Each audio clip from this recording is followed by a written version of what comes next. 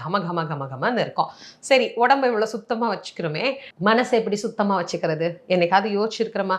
மனசு எப்படிங்க சுத்தம் பண்ணுறது? அதை என்ன உள்ளே போய் நம்ம என்ன சர்வீஸாக பண்ண முடியும்? இல்லை அதை கழட்டி கழுவி அதை திரும்ப மாட்டி அந்த மாதிரி ஏதாவது அதுக்கு வேலை இருக்கா அப்படின்னா இல்லை தான்.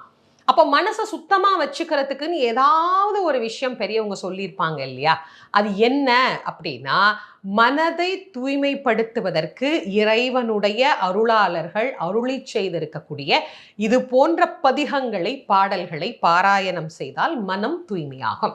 அதுக்கு தான் பெரிய பெரிய சோப்பு கட்டி மாதிரி நமக்கு கொடுத்துருக்குறாங்க. தேவாரம், திருவாசகம், திருப்புகழ், அலங்காரம், அனுபூதி இதெல்லாம் என்ன? மனதை தூய்மை செய்கின்ற ஒரு பொருள்.